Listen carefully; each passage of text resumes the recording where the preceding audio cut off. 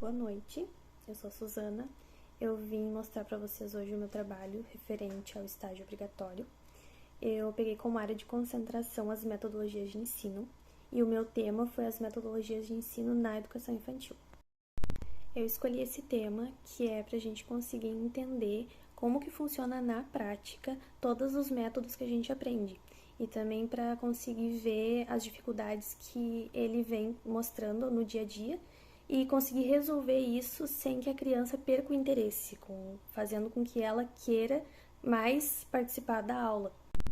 O meu objetivo era fazer com que todos os alunos participassem da aula, entendessem o passo a passo de cada atividade e mostrar para eles de uma forma calma, né, que eles não precisavam ter vergonha de errar, que isso era normal porque eles estão aprendendo. Então, meu objetivo era fazer com que eles se sentissem à vontade. De uma forma geral, a gente tem vários métodos de ensino, né? E o método da Maria Montessori, ele fala que procura formar as crianças para a vida, saindo da esfera conteudista do ensino tradicional. Seu foco está em desenvolver os alunos de forma holística, abrangendo suas competências sociais, emocionais e intelectuais. Deixar a criança desenvolver, né, deixar ela mostrar o que ela já sabe, é um bom ponto de partida para o professor. Porque a partir do momento em que a criança começa a mostrar o que ela já sabe, o professor entende aonde ela mostra a dificuldade. E quando ela para, que é o que ela não sabe mais, ele consegue abranger. Ele pega a dificuldade dela e já consegue tocar adiante com ela aquele assunto em que ela não consegue mais desenvolver. Então, deixar a criança mostrar o que ela sabe, deixar a criança desenvolver de forma autônoma, né, de forma livre, não é ruim, porque não impede o professor de fazer o trabalho dele, muito pelo contrário. O professor, ele entende o que a criança ainda não sabe, acaba que não se torna repetitivo ficar falando para a criança aquilo que ela já sabe. Então, se torna mais interessante o professor pegar o ponto de partida onde ela tem a dificuldade e tocar a matéria com ela, né, e seguir a matéria, do que repetir aquilo que ela já sabe e vai se tornar cansativo para ela. Eu procurei oferecer para eles um material muito lúdico. Então, eu contei histórias de forma lúdica na frente deles, envolvendo eles na história. Sempre chamei muito eles para que eles participassem junto.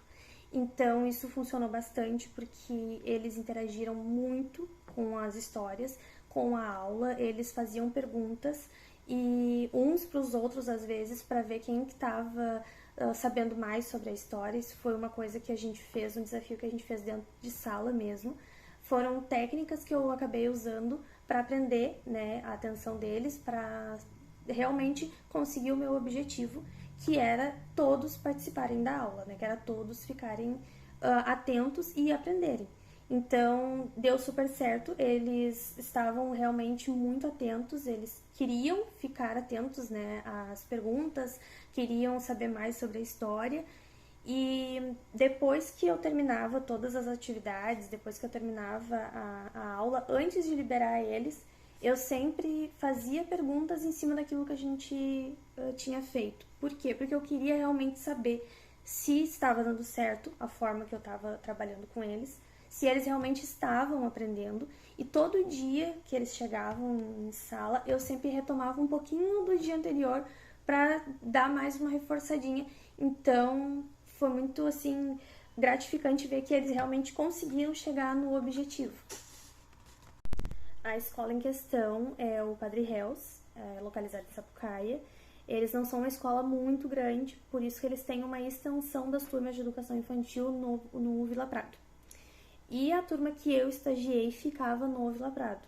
Elas fazem isso justamente porque no Vila Prado o espaço é muito maior e as crianças conseguem ter um desenvolvimento melhor no pátio. Lá no Padre Reus, a turma tem uma sala muito boa, é uma sala grande, é bem ventilada, as cadeiras e mesas são todas muito bem estruturadas.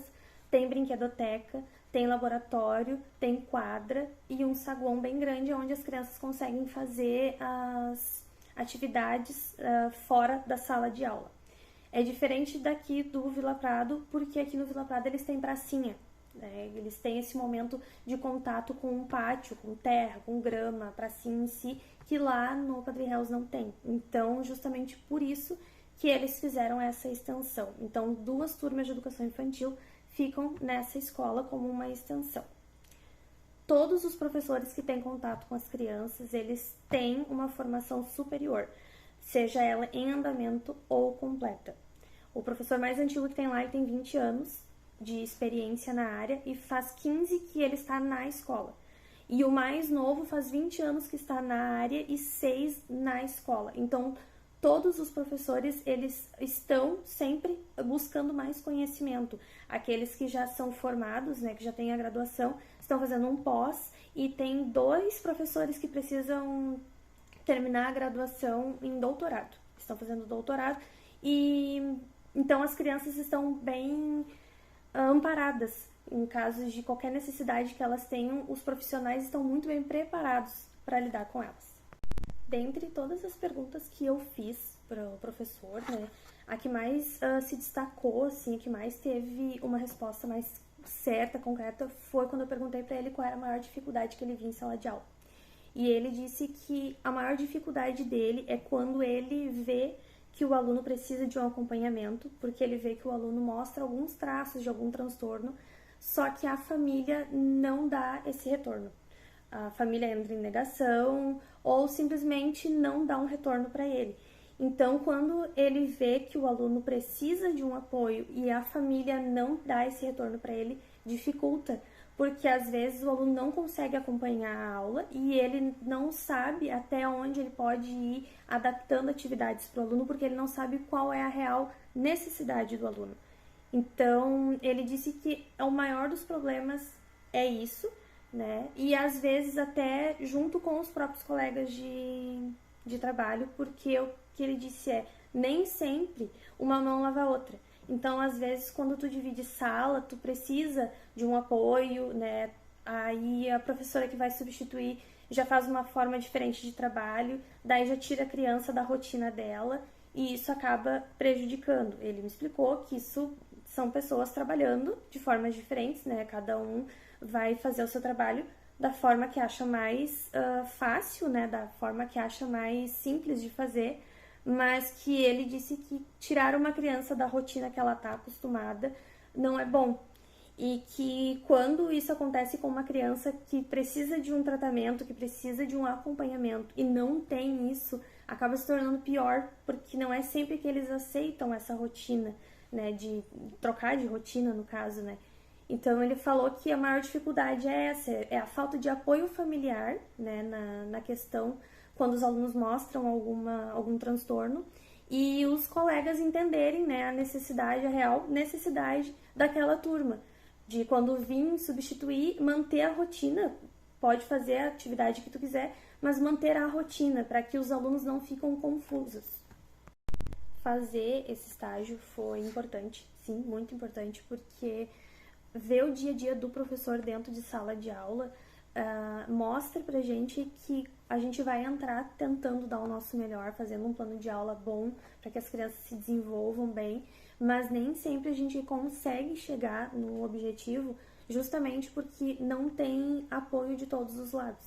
Às vezes falta o apoio da família nessa questão de que o aluno precisa de um acompanhamento e a família não vai atrás, ou de que o aluno está com um problema comportamental dentro de sala, o que eu quero dizer quando o aluno é agressivo, quando não consegue entender as regras e o professor chama e os pais não vão na escola, os pais não entram em contato, não querem resolver. E também dentro da própria escola, a falta de recurso. Então o professor ele tem que estar sempre à frente quando ele quer fazer alguma coisa muito lúdica, alguma coisa diferente com as crianças. Geralmente ele tem que tirar do bolso dele, né? Ele tem que ir atrás do material para poder conseguir fazer isso, porque às vezes depender da escola não vai dar para fazer uma coisa muito diferente com eles e acaba que entra numa rotina que as crianças cansam muito fácil. Então, como são crianças, é bom sempre ter alguma coisa bem lúdica com eles. Eu trabalhei com eles a vogal I, né? No último dia a gente trocou a vogal, que foi para a vogal O, mas eles conseguiram, né, fazer todas as atividades sem nenhuma dificuldade e de 24 alunos, 2 tiveram dificuldade de entender aonde o i se encontrava no meio das palavras. Mas foi uma questão assim de eu apresentar para eles em quadro, né, até no nome dos próprios colegas que tinham o i, né, a gente falava o i daí um pouquinho mais alto para eles entenderem, e no final da aula, quando eu comecei a fazer as perguntas, eles já tinham entendido. Então, de 24 alunos, 24 conseguiram. Eu não tive nenhuma inclusão dentro da sala, não com laudo. Mas teve, sim, a questão de um aluno que o professor já havia falado com a família sobre o comportamento dele, de que ele precisava, sim, de um acompanhamento, mas a família nega, diz que o menino não precisa. Então, o menino consegue fazer todas as atividades, ele não tem dificuldade nenhuma na aprendizagem dele. É mais o comportamento, porque determinada hora, depois de uma hora e meia de aula, ele não suporta mais ficar sentado, ele não quer mais ficar em sala de aula, mas ele faz tudo. Então, quando ele chegava nesse momento em que ele não conseguia ficar mais sentado, eu ia perto dele, chamava ele para perto de mim, ele ficava comigo do meu lado no quadro, me ajudava a escrever no quadro e acabava que ele se interessava mais porque ele estava ali me ajudando. Ele escreveu no quadro comigo, eu falava para ele a palavra que ele tinha que dizer, ele falava alto, então eu consegui pegar ele e mostrar que ele tinha que fazer, né, igual todos os outros, e ele fez, conseguiu chegar no objetivo que eu queria e não teve nenhuma outra dificuldade. Essas são as referências que eu usei agora no trabalho, né, as frases que eu coloquei. E eu vou encerrar com a frase que mais identifica o que eu quis passar nesse estágio, que é: a pessoa que é servida, ao invés de ser ajudada, está sendo impedida de desenvolver a sua própria independência. Maria Montessori.